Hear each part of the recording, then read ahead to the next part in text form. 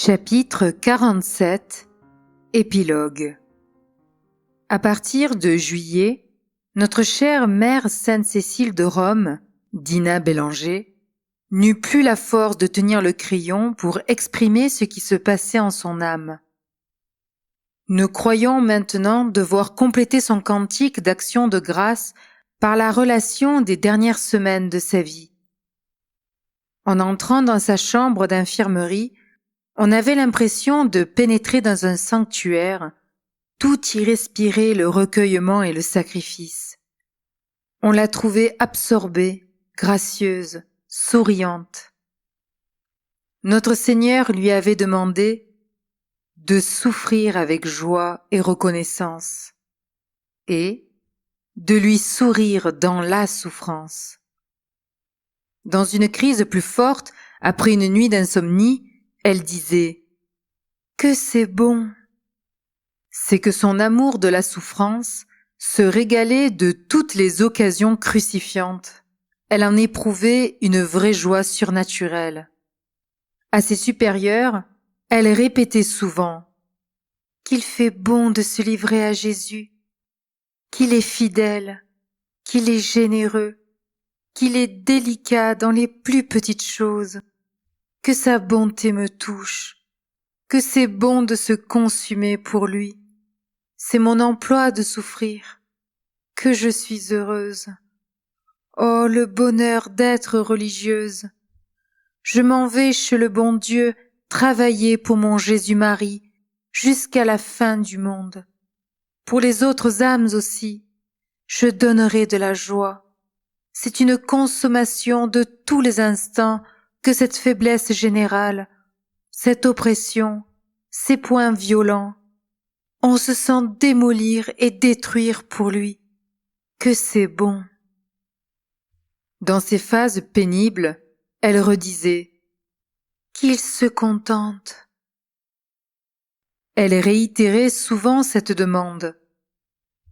Priez pour que je sois fidèle jusqu'à la fin. Dans une des visites que lui firent ses parents, monsieur et madame Bélanger, son père lui dit « Nous avons fait offrir bien des messes pour ta guérison. Nous avons bien prié, mais il nous semble que tu ne nous aides pas beaucoup. » La chère malade lui répondit « Papa, je ne veux que la volonté du bon Dieu. » Dans une préparation à la mort, cette phrase « Les dernières grâces sont les meilleures » impressionna beaucoup Dinah. Elle y fit souvent allusion et expérimenta la vérité de cette pensée, surtout les 2 fois qu'elle fut administrée.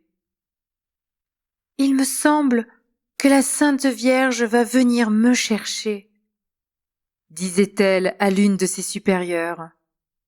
Le soir de l'Assomption, notre Seigneur lui demanda si elle voulait souffrir encore ou bien s'en aller au ciel. Elle accepta de souffrir pour acheter des âmes, pour obtenir des grâces à Jésus-Marie. Le 4 septembre, mercredi matin, elle eut une grande faiblesse qui dura tout le temps de la récitation des litanies du chapelet, etc. Ses regards restèrent fixés sur l'image du cœur eucharistique suspendu en face de son lit. Une couple d'heures avant sa mort, sur une exhortation au courage, elle répondit d'un ton bien pénétré. « Jésus prie. » Elle eut sa parfaite connaissance jusqu'à la fin, s'unissait aux prières, souriait à ses sœurs et baisait avec tendresse le crucifix qu'on posait sur ses lèvres.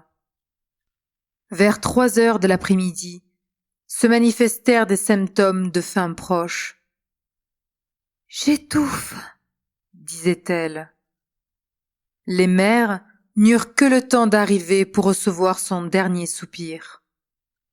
Elle expirait dans l'attitude de sainte Thérèse de l'Enfant Jésus, presque assise dans son lit, la tête rejetée en arrière, les yeux fixés au ciel.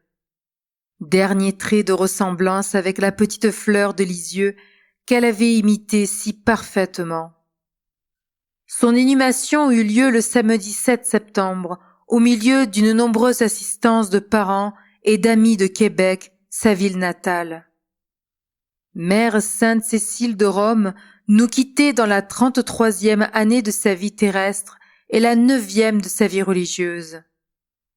Des témoignages d'admiration et de vénération furent adressés de tous côtés. Ils venaient de prêtres qu'il avait connus et dirigés, de maîtresses et de compagnes qu'elle avait édifiées, de parents et d'amis qui l'estimaient grandement.